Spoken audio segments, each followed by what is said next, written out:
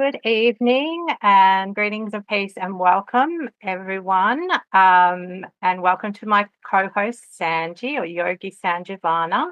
My name is Anthea Alexander. I'm a wellness coach. And basically, Sanji and myself met each other on LinkedIn some months ago, and Sanji asked me if I was interested in co-hosting an event with him, an open conversation. And what we came up with was hosting an open conversation each week on a Friday night at 8 p.m. Everyone is welcome, and we are quite open to discussing any topics as long as people are respectful and gentle with each other. Basically, we've been discussing a number of different topics over the following months, previous months, I should say. And tonight's conversation in our Living Consciously theme. So, like, our Living Consciously is like the umbrella, and then we have like little themes that we discuss each week that fit into that Living Consciously theme. So, tonight's theme is on burnout. And so it's quite a serious topic, and it's something that had some insights earlier this week that I think a lot of people in the world are heading towards burnout, or if they haven't already, if they're not already experiencing it. That's just my personal insights and my personal belief from my observations of the world. And that's really why I wanted to open this discussion to basically to share my experience of burnout that I've experienced in my life and how I've recovered from it, and also to talk about prevention of burnout, what to do, recovery from burnout, so what to do if you do experience burnout, and any other questions or topics that may come up as we're discussing this topic. So just a little bit more about me. I work with people to help them with their health, to lose weight, gain weight, maintain weight, increase energy, any specific health issues. I would love to help people to support them in their to achieve their health goals. That's what I do through basically one-to-one coaching. And I'm also involved in a very supportive community, which supports me to look after my own health, and for the people that are wanting to work with me and wanting to take it a little bit further, I can teach them how to become wellness coaches and how to, and if they're wanting to join this community, there's the opportunity of that as well. I also have a special interest in emotional well-being, and I worked for probably about maybe a couple of years during the pandemic and a little bit before the pandemic. Maybe I had some sense that the world was going to change and this was going to become a really important topic for everyone. So I worked as an emotional wellbeing mentor, and I held a series of workshops online and in person, and also did one-to-one coaching there. So now, after I've said all that, I'll love to hand it over to Sanji so he can introduce himself and tell us about what he does. Oh, thank you so much, Anthea. So, so as always, it's a great pleasure to be here. And today we are talking about a very sensitive topic, and which has much depth. And I think it at some point we all face, or we had gone through this, kind of similar situations. And in the future, also many people can come across this. So, and about me, like I'm a meditation teacher. We do like spiritual counseling, spiritual mentoring, even life coaching, and we do many charities and all. And so it's great to, like, we are trying to share as much as possible good information, details, to help more and more people. That's why we I met Anthea, and then we discussed, and then we thought, like, why not we leave something wholesome on the internet. So we see a lot of things happening nowadays, and like Anthea mentioned, like the direction all these things are heading is not a very healthy direction. So why not we gather together and present something that is helpful even to generations to come. So, Anthea, this is a wonderful topic, and I think there's so many aspects and regions and areas we have to investigate. So, yeah, over to you. Okay, thanks for that, Sanji. So first of all, I had a quick look about what burnout is before we've started our conversation. So the World Health Organization talks about occupational burnout and talks about it being job related. And in today's day and age, a job it can be defined in so many different ways. So a job is not necessarily being employed by one employer for the whole of your life and working for let's just say 45, 50 years and retiring and then slowing down, and then basically that's not how it works anymore. So when I was when I had finished my university degree in public health and I was entering the workforce, that was the way that it basically worked. A lot of people would get their jobs, become employed by an employer, whether it was the government or working in a hospital or working in a factory, and they would work there their whole life and their whole working career, I should say, and then retire and slow down, perhaps spend more time with their family, and that was the way it worked. But now in today's in our day and age today, a job can be so many different things, and it could be that you have a job for 6 months, or it could be that you have a job for 3 years or 15 years, or it could be that your job's online, it could be that your job's in a physical location, it could be a hybrid mix of both. It could be that you take up like a vocation like Sanji did, to become a monk, and that's an entirely different type of job. But I guess what I'm trying to say is that there's a huge diversity in the definition of what a job is now, and it looks like different things for everybody. So, getting back to burnout, occupational burnout, it is described as a psychological syndrome, and it results from chronic and unmanaged workplace stress. So, I'd like to talk a little bit now about my experience with burnout. So, what happened with me is that I started my career in local governments and I worked for about 12 years. And I remember thinking to myself, when I started my career, I thought this is a really great job and I can learn a lot from it, get some really great skills, but I don't think it's for me for the long term. However, I thought maybe 5 years might be a good amount of time, and then I thought perhaps I need to look at something else. But things happen in life, and things change, and I met my late husband and got married, and we moved from Melbourne, which is down the south of Australia, one of the southern states of Australia, Victoria. And then we moved up to northern Victoria, close to the next state up, which is New South Wales, towards where Sydney is. And I continued working in this area.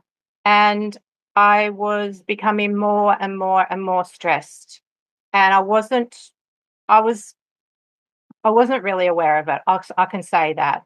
I just kept going because I didn't know what else to do. And over time, I became really, really anxious, and it wasn't normal for me to feel anxious. And I couldn't really put my finger on what I was anxious about. It was like a low-lying anxiety all the time. And then my sleep became very affected. And I went through a period of about 5 weeks without being able to sleep much. And that was really unusual for me because generally I can sleep quite well. So I knew that something was going on, and I went and saw my doctor, discussed it with them. I also consulted a psychologist and spoke with my mum. She's now unified with God, united with God, as Sanji so eloquently puts it. So she was a very wise lady and a nurse, and she knew me very well. So I discussed it a lot with her, and I resigned from my job. And within a couple of months, I was feeling much better. However, what happened after that was I actually then became very sick with chronic facial pain, which Western medicine, the closest thing that I've reasoned for that is that I contracted some sort of a virus, and that and I believe it was because my immune system was quite low because I'd experienced that chronic stress for so long.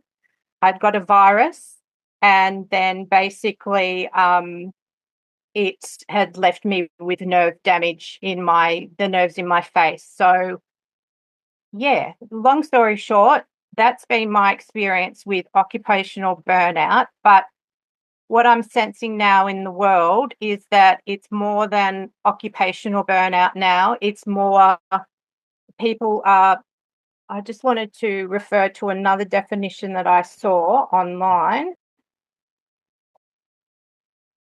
So it's talking about burnout being when a person reaches a state of total mental, physical, and emotional exhaustion. And it's saying that it has some similar signs and symptoms to a nervous breakdown. So that's what I feel like a lot of people are just on the verge, like just say this is the edge of a cliff. People are just standing, they're not sort of going over for the complete mental, physical, emotional exhaustion that is burnout, but they're getting pretty close to it. So that's what I would like to share at the moment. And as always, I would love to hear Sanji's thoughts and wisdom and stories about this topic. Thank you, Anthea. So yeah, I also experience. And thank you so much for sharing your experience and being very open. Because I think these many people go through this and they don't even know sometimes. And yeah, in different stages, I saw like signs of burnout. It can happen. Yeah, even the definitions they tell these kind of things. There is a difference between stress as well as burnout, and then even depression. No, so uh, but a consistency of a like a regular stress can bring out burnout. No, for example, they have showed in some places like people do like tire burnouts, like the car they start it and they don't like to show off, even they do, no, even the bikes or the cars, and it's like, but it's burning, no, it's burning the rubber, it's wearing off the tire, but it's in one place, no. So they do it, some people do it to show off also, but this as the example if you take it, but it's like you are not going anywhere, no, and you're stuck in some place, and it seems very negative. And I saw some places, and they are like even uh, it doesn't have to be overwhelming, say your workload or something. Some people are just dissatisfied because it is not recharging them up. Like for example, if you go to a particular job and your qualifications and all are underrated, no, or they don't give you the specific job that you think you are suited for, and that itself maybe even lesser work to do, but that is also can bring an emotional burnout within that person. So within relationships or work ethics or even problematic situations, no, this burnout can occur, but there is a difference between stress and depression also. So in my yeah, journey also as a monk, uh, yeah, we cannot just wait, we have to do so much work. We had to do a lot of physical work also. So I remember there were times we were building a monastery, and I would just come home and I would just say like to my parents, or when I was just in my 20s then, and there was nobody else. There was no like elder person there or anything. So I had to learn to take care of everything, but it was so tough. The finances, the people, the interactions, and I was just living in a hut there, and you had to work like day and night. And I would sometimes just come like once a month, or if I felt like it was too overwhelming, I would come and I would just say come home to my parents or and say like I just want to sleep, no? And they were like looking at me as if I was coming from some concentration camp or something. I was so skinny and like I was like stunned, and I could just sleep, on and on and on, like many hours, and that would kind of like release it. So, and then there was one time like we had a big problem, uh, we had to face, but nothing physical. This was in another place, and some people put us into some difficult situation, which we were not even responsible for that. My goodness, like those days, it was like we were always saying like you felt very bad and it was so tense, and you had to go and meet this another person who was in a faraway place just to get some support. And these elders were like making life so difficult. And it's a long story. So, but then, yeah, just and they also left like not many options. Either you crawl back to them or you just let go and you like run away. But luckily, we were like, we didn't do none of that. So, yeah, like physically as well as mentally also, you go in a loop and that really drains you. And then it seems like there are not many solutions. And then, or there's like so much to do, like this stress or that pressure and all, like really start eating you up. And then later, when people come and they put, because if 10 people come, they have 10 ideas or they have 10 expectations. And if you do one mistake, then everything, all you have done goes down the drain. Yeah? So you have to be so many things at once. And my goodness, but over the time, maturity and all that, you counter those things. But there are so many experiences happening at once. Sometimes, it's too much. Uh, so when say like this all happening mentally also, and you have to work physically also. So all that piling up at once, and you work all night and day, and like groups of people, and then some people come who have some authority in that, say some donors, no, and they come and say you have to do like this, otherwise we won't be there. My goodness, that takes a total toll on you. And then even the smallest things like really like puts even pressure. So yeah, even people just think okay, like some clergy or priest or any monks or anything, they are so nice. They just eat and they maybe meditate or just sleep. No, sometimes even they accuse, no, what do you all have to do? You just have to eat and sleep, maybe, no. And but my goodness, there's so much things to do. And and when you start doing projects or some kind of ceremonies or these kind of like there are like the whole ceremony, and you can easily add much more uh, pressure if you start some competition with the other monastery, or if there are other people like who want to have competition with you, and that can even add more and more pressure. But luckily that didn't happen. But yeah, you can easily have. So yeah, you see, like even that scenario, uh, there's a lot of things happening. So in a work ethic and or workplace, or even in a family, like for the parents especially, or kids sometimes, like they are so pressured by the school system maybe, or by their teachers, or even their parents. So in any case, this can happen, right? And it seems like there's no way out, but we'll talk about ways out also, no?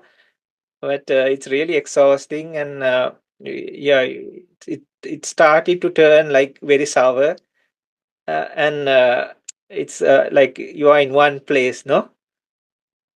it's like a hamster wheel, like just so. Yeah, there are many few experience like this was for me also. So a few things are coming up for me as you're talking about that. And yeah, it's fascinating that even within the monks and creating a monastery that and I would idealistically think that it would be very peaceful. Everybody would speak to each other nicely and respectfully, but it's human nature that Mhm. uh, everybody has their own opinions and egos and wants things. And what's coming up for me is expectations from other people and from society. And I know that for me, with the job that I was in, I felt that that was what was expected of me. Mm. And I thought, well, there's nothing wrong with the job. I get well paid. It's a respectful job. I have a lot of my own um, authority in the job. I could basically make a lot of my own decisions, and it seemed to tick all the boxes. But within my heart and emotionally, um, it was making me really unwell. Now, there was another thing I was thinking about. I was thinking also about children because for them, their workplace is school. So, and the education system in different countries can be very, very stressful for children. And not all children, every child is unique and different.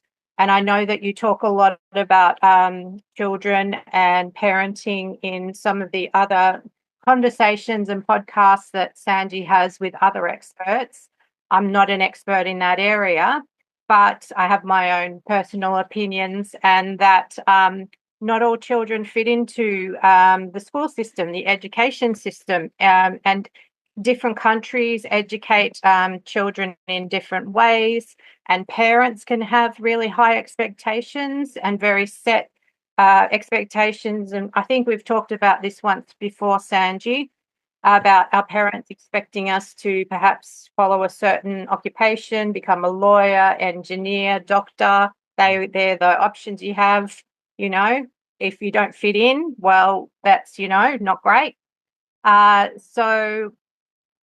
So many pressures from society, our parents, education system, and also ourselves, because we can be really hard on ourselves and have expectations that maybe aren't realistic, and they may not match our characteristics and our qualities and our strengths and who we really are. Mhm. And then I think it becomes about learning more about ourselves, becoming more self aware. And there's, I think, self awareness we can talk about. I'd love to talk about it more, about in terms of recovery and also, I think, prevention of burnout. Now, there was something else I was wanting to talk about, but I can't think of it just at the moment. Yes, I can. It's come back to me now. All right. So, what bit about. We've talked about the definition of burnout. We've talked a little bit about depression and stress, how they're different to burnout, Mhm. and a nervous breakdown is different yet again. Mhm. Stress, stress is actually something that's good for us in small doses. The way we were designed is to have a stress response when we're in a jungle and a tiger comes down the path, Mhm. so that we get frightened and that we make a decision if we're going to fight the tiger or we're going to run away. However, it's when we get in that situation of chronic stress that is it's not helpful, because it's there all the time and it sets off different physiological mechanisms in our body and increases our level of cortisol in our body, which is a stress hormone. And that can really it can really affect us. And what I was thinking about was it can affect the way we think. So we might not be able to make as good, clear decisions. We might not be able to think as clearly as normal. It can affect our sleep. It can affect our appetite for food. It can affect a whole range of things. So it can really have a negative impact on our entire beings, emotionally, spiritually, mentally, and physically. So that's what I wanted to share at this stage. Have you got anything you would like to add at this stage, Sanji? Yeah, like stress and burnout, no? So it can be a result of stress, like you mentioned, no? So but there is a difference, and when it happens, like it becomes too much, no? And too many pressures or demands. So then this affects a person mentally as well as physically. So uh, uh, people want to come back to their senses or like their normal uh, situation, no? But still it feels difficult to uh, come back. So these burnouts can occur any place, anytime, also, and in different time periods of their life. So if you take, for example, depression, or we can talk about the symptoms and all these, then people can really see, whether am I going through that or is it happening to me? And about the monastery, like until it develops, all those stresses are there, especially for the people who like the four founders, no, like who started. Later, it becomes like good for everybody. It's like you plant a garden from scratch, no? So then you need the dirt or the soil, the manure, and all that thing. But somebody has to do it. But later, after that, but it takes a toll on the person or people who are involved in the very beginning. And then, because most places you start from scratch, and then later you never know, like when you go to a garden, you never know who were the original gardeners of that place, what did they do, no? Maybe like nowadays they didn't have the tools or equipment, but still there's a lot of work to be put in, right? So but later it becomes like, okay, you walk in the garden, there are the pathways, there are the benches, no? And so yeah, that is life itself in a way, no? So yeah, coming back to this, and we can see like even a depression, no?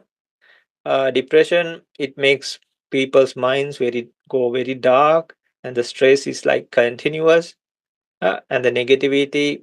So and it can go to very extremes also. Even person wanted to take their lives, right? So it seems like there's a connection with all these, and each has like depression could be like the most extreme of that, and the stress could be like what is it creating all these things, no? And like you said, that some places like it can be very helpful because you need something to be done, or it's a coping mechanism, no? Or it's or evolving process. uh, but then it can slowly shift to things like burnouts, even, or even the worst, like even depression stages, right? Definitely. So what I'd love to talk a bit more about now is let's talk about prevention of burnout. So I mentioned before about self-awareness. So by knowing ourselves and our strengths and our weaknesses, and being in touch with our inner landscape. And one of our sessions, one of our conversations a few months ago it is on YouTube, both of our YouTube channels. So if you're wanting to have a listen to that, that would probably be very interesting as a foundation or a background to this discussion as well. Is was about, I can't remember the exact title, but it's about basically tuning into your inner landscape and being aware of it. And Mhm. because we all have our outer landscape that we can see, which we see, as our reality, the people around us, the earth, the place that we live, the place that we might work or study, or practice our faith, whatever activities that we do. So, but it's about going inwards and getting to know ourselves more intimately, and becoming it's hard to put into words for me at the moment, but having a greater understanding of ourselves. I'll put it as that. So self-awareness, I feel, is really, really key in prevention. And meditation, I believe, is such an amazing practice, and it has so many benefits, but I also believe that it has such an amazing benefit in helping us to sort of reset where we are in life, to really tune us back into nature, connect us into Mother Nature, to slow down our heart rate, our breathing rate, or regulate it, I should say, perhaps not even slow it down, just regulate it, readjust it so that it is healthier for us, and also emotionally and mentally and spiritually. It helps us to, it's hard to put into words, but I think it's really a very amazing practice to prevent burnout in the first place. What would you think about that, Sanji? Yeah, definitely. Yeah. So we'll talk about this, no? So Anthea, like, what about we talk about like symptoms and what are the causes, and then this is great place you brought everything to, and then we cover the last part, like how to counter these measures. So symptom wise, we can say like people feel drained, exhausted, weak, no, and having very low energy. They can eat a lot, or but still they feel like low energy, and or motivation. The mood is very low, and then some people feel isolated even in office, like they can feel trapped or no, and then how to say, and or the job satisfaction or whatever we are doing, there's no satisfaction in that, right? So like a child, no, like when the parents say again and again, you are not good enough, they try to like please, no, the parents, but still it seems like a, like the tire, like loops, going in loops, and it's just like it's not moving anywhere.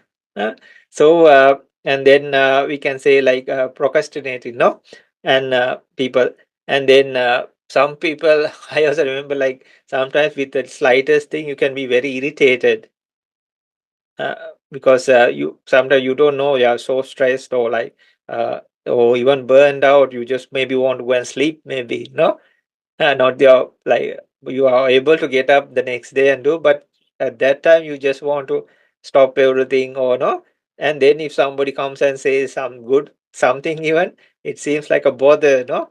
So not that you are in a state of depression or something, but you like, it's like, okay, I had enough for today, no, or this time period. And even some people feel uh, migraine or headaches or body pains. Uh, so yeah, please, and definitely what you say, like sleep deprivation, no, or they cannot sleep. So like you said, like one thing we can see, like we feel, even if we can work very hard and we can fall asleep no easily, but here it is not the case. You are tired, exhausted, but you cannot sleep, right? What are your ideas on those, Anthea?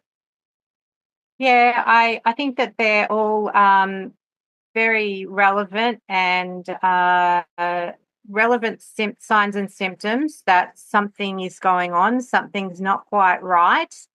And yeah, um, and I guess it can be a little bit tricky because they can be quite subtle.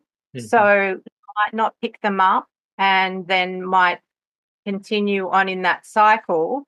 So in terms of signs and symptoms, I think that also feeling perhaps on high alert all the time, Oh, that tunes in, that ties in with the not being able to sleep. mhm, So I remember that I was continuously thinking about things I had to do mhm, and worrying about things I had to do. But as you talked about, like, you're getting into like this mental loop that it's not productive, it's not helpful. Mm. It's just like worrying constantly about what's going on, and it's not helpful for anything.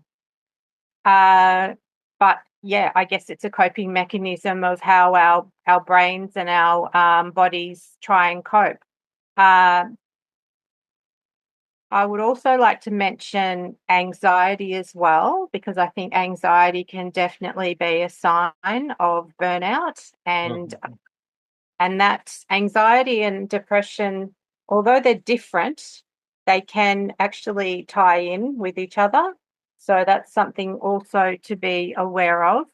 Mhm. Uh, so I guess what I would recommend to anybody who feels like they're experiencing some symptoms that they're a little bit concerned about, to talk to a doctor, to talk to a trusted friend, to Mhm. talk to a counselor or a psychologist or a psychotherapist to discuss their symptoms. So I think that's a key message about what I'm wanting to share with people: to don't suffer in silence. Talk Mhm. to other people about what's going on. Mm. Okay, okay. So, yeah, then we can see like what are the kind of like major causes, or like most common causes that can bring up uh, burnout, right? So, yeah, in work related situations, we can see like uh, usually that is the case now, like in a job place and all, there's somebody above you, and if that person is also not in good how to say terms, then it becomes even more tougher, no?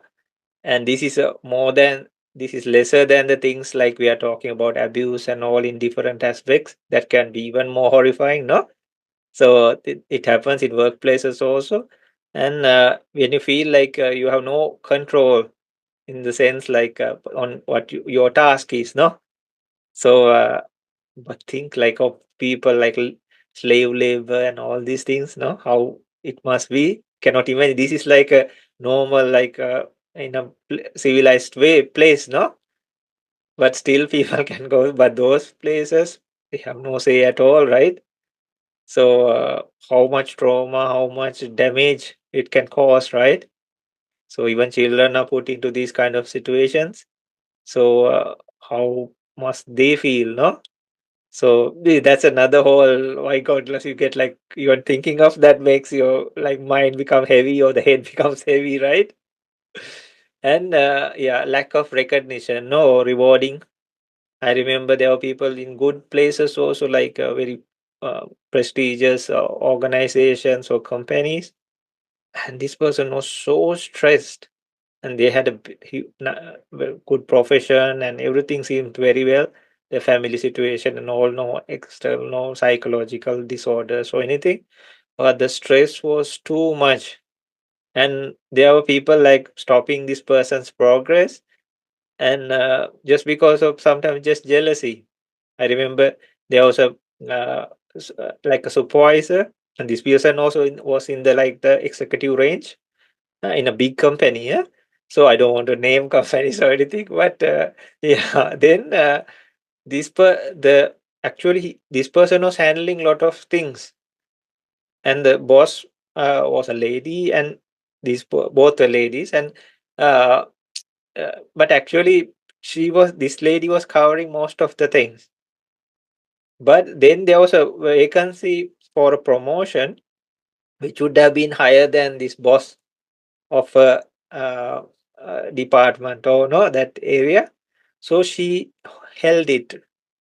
She didn't tell her the details, or like she was putting her application or like down or not giving it in the specific time, because she was afraid that this lady would go above her and then she will have to get the instructions from her. So yeah, it's like so there was so much stress, frustration, and all these things involved. And finally, she retired also, but with a good in a good way, and we were able to like cope for some many months to come with that situation also. And yeah, and sometimes. Some, yeah, it says like some people need the challenge, but when the challenge is not there, also they become burned out because they expect that. And I remember there was another lady from another place and a country. She had lot of qualifications, but she was put into a very uh, like a very simple, because it was a new job.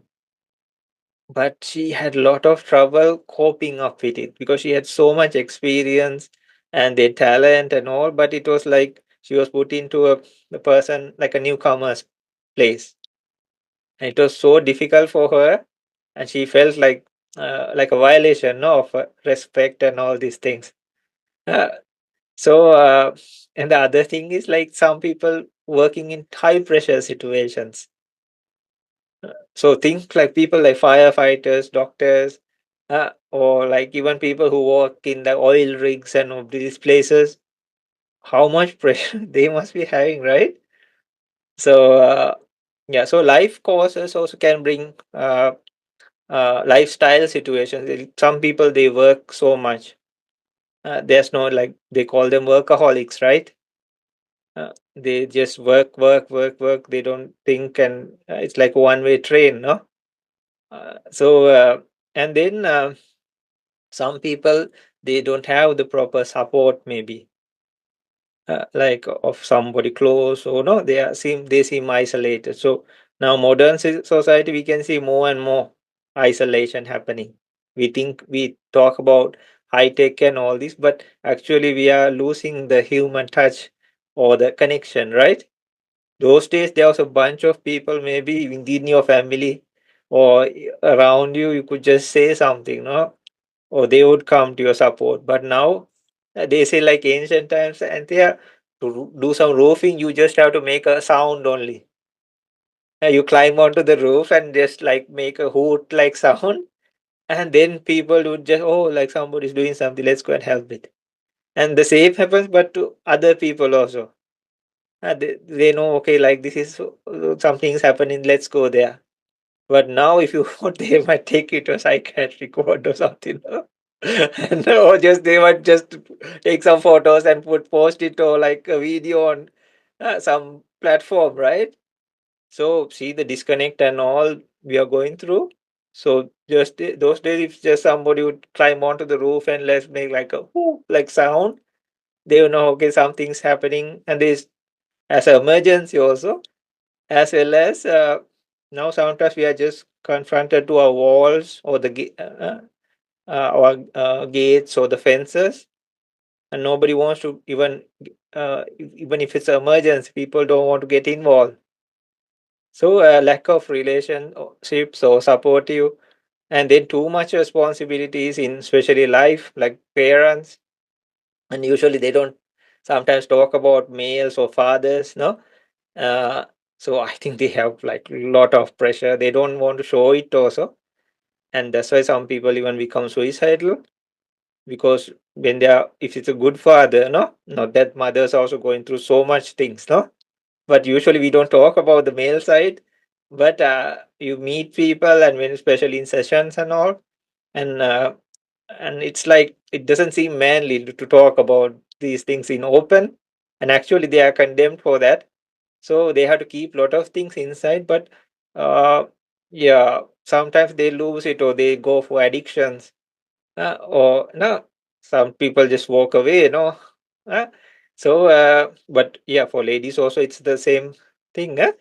Uh, and if somebody wants, like, is a high achiever, they want to they want to reach all this, the highest. So when that achievement also doesn't happen, so these are like yeah, uh, how to say, like, and not getting proper sleep, that's also a thing, no? Then you feel burnt out, or you like feel like a drunkard, no? Because after some days you can do it for some time, but later it's like, okay, this is happening, no? There's an impact on ourselves, and yeah, so yeah, sometimes being pessimistic, that also happens. or the negative flows we feel, or we see some idealization in some place and we want to be there when that doesn't happen. And some people, yeah, in life patterns also, they always want to be controlling, no? Uh, Even some places they call like backseat drivers, either male or female, no? But yeah, like it is like irritating in a sense, and sometimes it's not tolerated also. And the worst is the person who tries to do the backseat driving can be affected. It could be your mom or your father, no? And and the children are now grown up. So or it could be the husband or the wife, no? So any place. But there are some people like in workplaces or as children, they always want the control. So that is also one aspect. But the worst is they get burnt out, and it can fall into addictions or depression, these kind of situations also, no? And yeah, yeah, these are like these are the things we can come across as reasons. What do you think, like, Anthea, the reasons people go through all these things? Yeah, I think that what you're talking about is really helpful because it can help people to perhaps recognize and be aware if they're starting to experience any of these things. Because I think that in our lives, when we go through experiences, we're so close to ourselves that we can't see what we're doing from a perspective. Mhm. However, people that are a little bit further away from us can. And that's why it's really valuable to talk to other people because they'll be able to see if you're behaving a little bit in a little bit of an unusual way for your personality or what they know about you.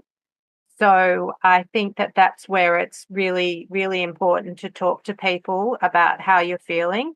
And I agree totally with you. And I've just realized something very special about you is that you talk about feelings and you're a male because a lot of men don't talk about their feelings. They're weak or that they're failing or that they're, not being the leader of the household. And that's really, really sad because how they must feel very, very lonely and isolated. And I think it's really, really sad that people and potentially other men and maybe, well, even other women just expect them to go about and do their jobs and cope with pressure. And men are not machines. They can't, they have feelings and emotions and they really do need it's healthy for everybody to talk about what's going on for them and hopefully, that with a trusted person. But if people don't have friends or they are isolated or lonely or they might be surrounded by people that they can't trust. And that would be really, really sad. I think as a woman, I've noted in my experience that women tend to talk more about their feelings with their friends. Mhm. And it's in that where it's more normalized, it's maybe more encouraged. It's not seen as weak for women to talk about their emotions.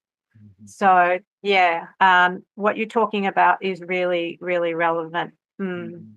Yeah, maybe I'll share. Like there was a song also about it, and yeah. people don't talk about it, no? So it's like being a man, I think. And so actually, it was a song, and then I also and in the sessions usually, and we also openly don't talk, but I want to bring that topic up. It's not like some movement or something like that. I'm just like because people are going through so much pressure, and there was one time a a young lady, she dressed up as a man, yeah, and she did like a social experiment, and she tried to approach like on dates, like, and she said, "Oh my goodness, like how many times she was rejected." And she said, "I hate being a man, and it's so difficult." And then there was another seminar. It seems like uh, uh, they were telling like people to talk about it, and a father had approached this lady who was doing the and she was talking about all these situations and all. And the father had commented like, "Okay, I understand what you are talking about, but these are all like not men related, no?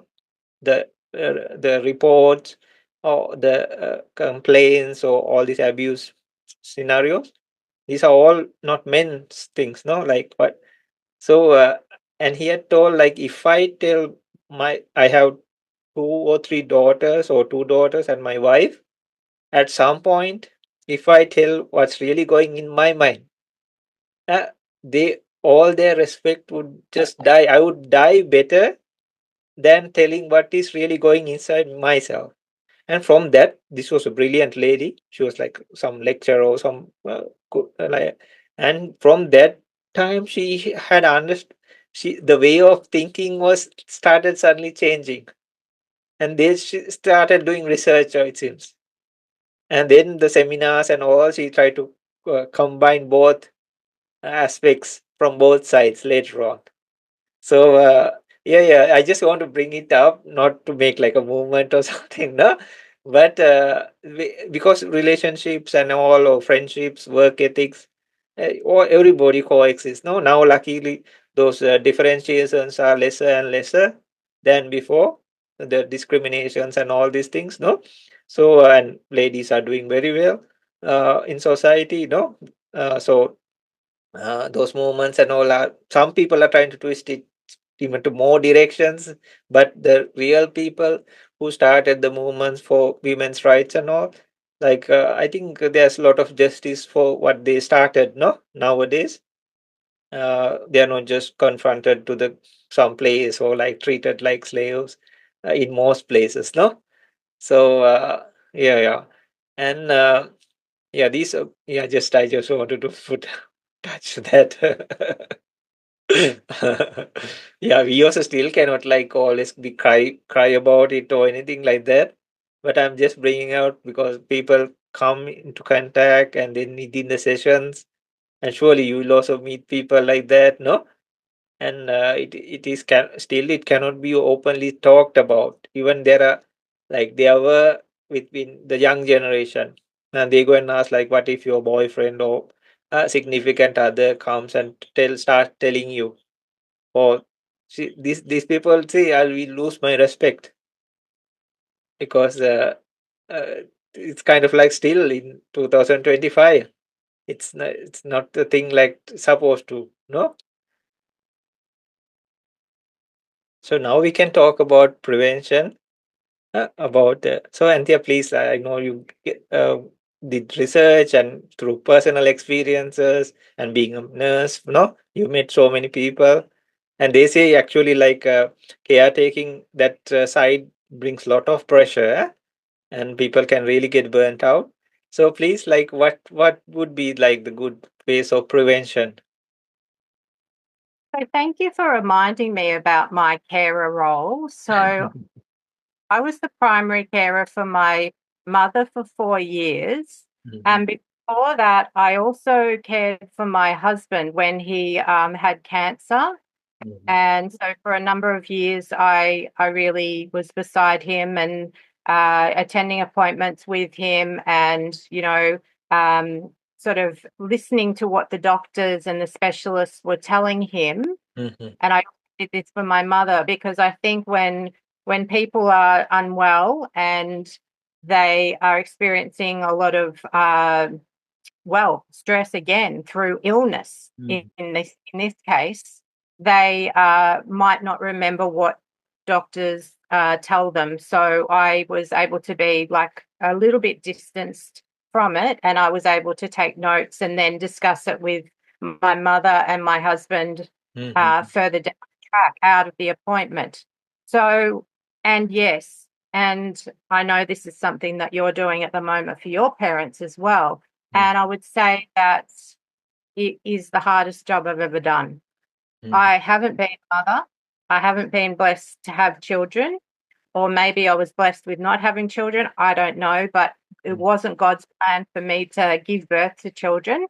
But I use my nurturing and maternal instincts to care for people in different ways.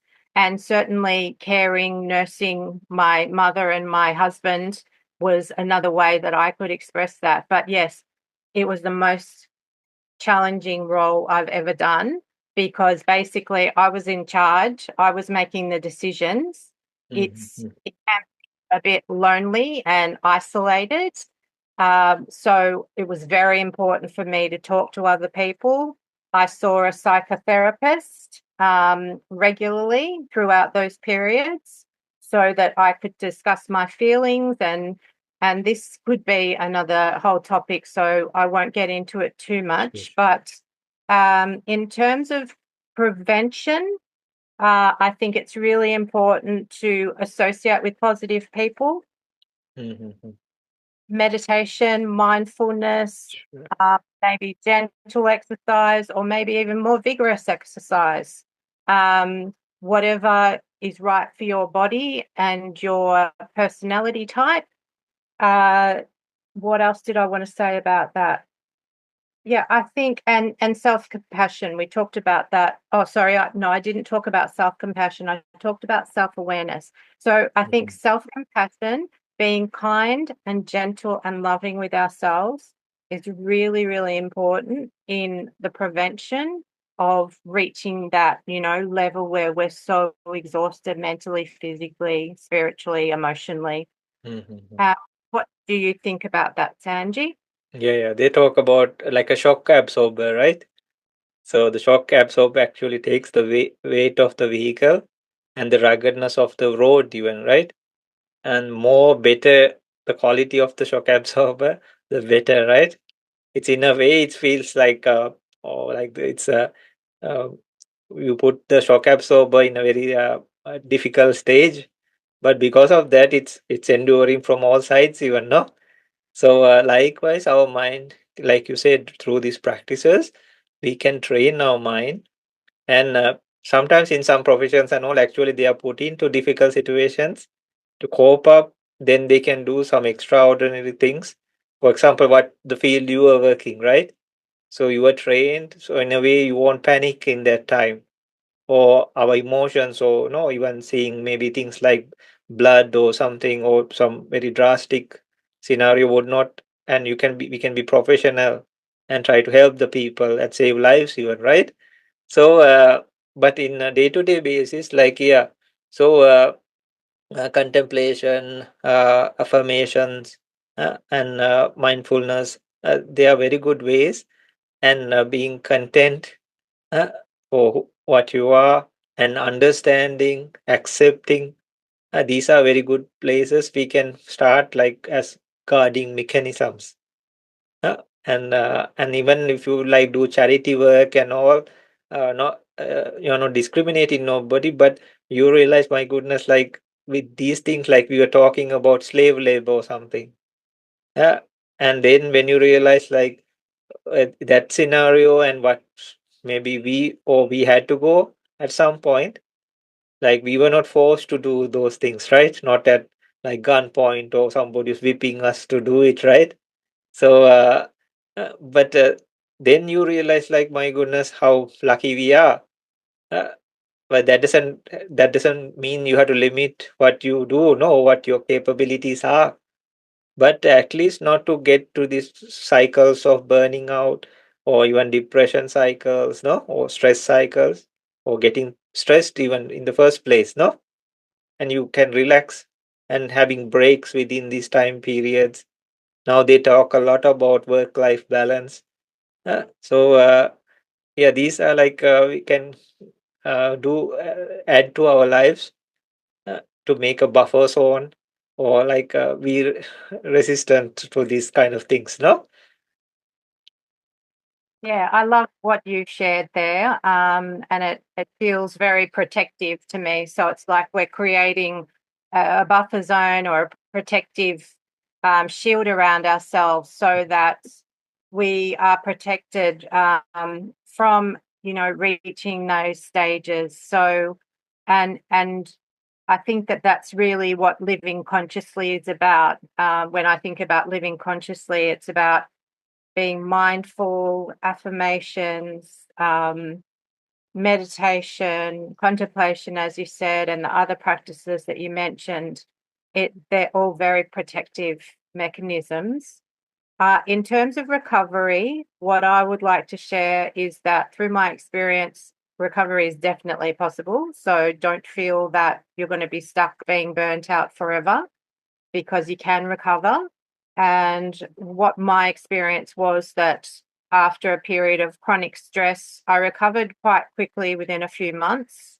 And then my situation perhaps was a little bit different, because I did then contract a virus and was left with nerve pain. That's chronic pain is a different sort of a topic that we could discuss another time, but it is definitely possible to recover and to live a full life.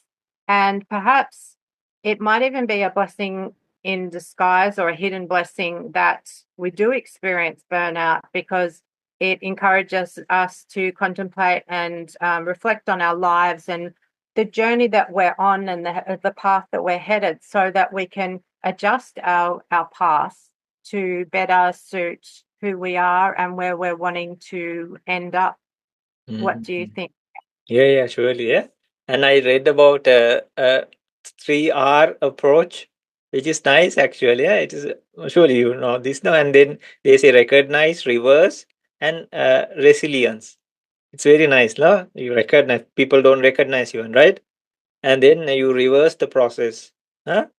And you see whether the warning signs are there, like we discussed the symptoms and all. Then the other one, like we said, like build resilience for this, right?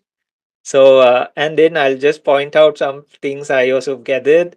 Like they say, turn to other people who are wholesome, like you mentioned in the very first part, like good people, good, like uh, how to say, colleagues, or some people you can talk with openly, uh, and then who are supportive, and then it says like there's so much detail about that. Even the power of giving, when you start doing that, like because these are all mostly self-centered things. Now we were talking, and that makes the burning out process happens.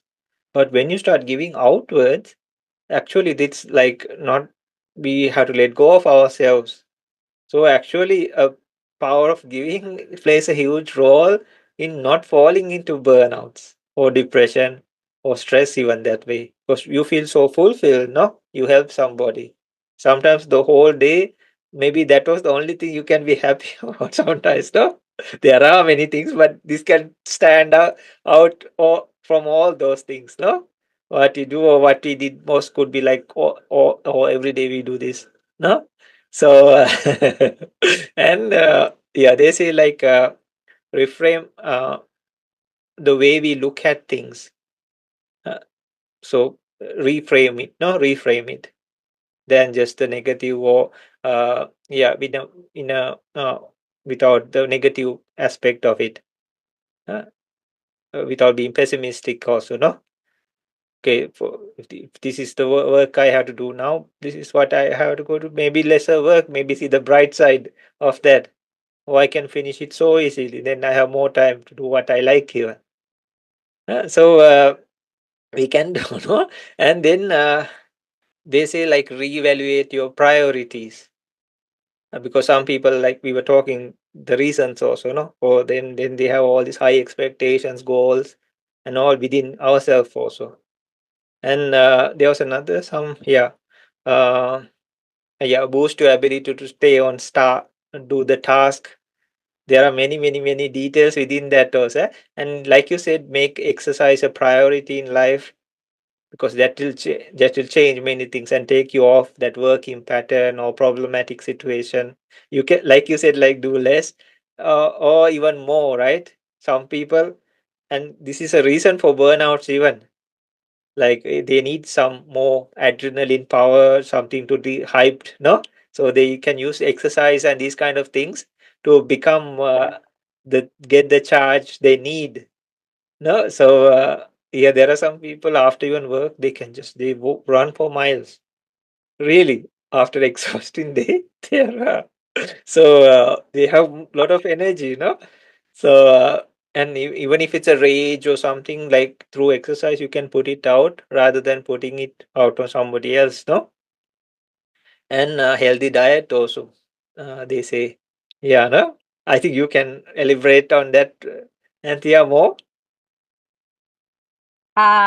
Healthy diet's really, really important for our mind, our body, our emotions, our spirit. So it's not just for our physical body, it helps Mhm. us with mental clarity, it helps us with emotional balance.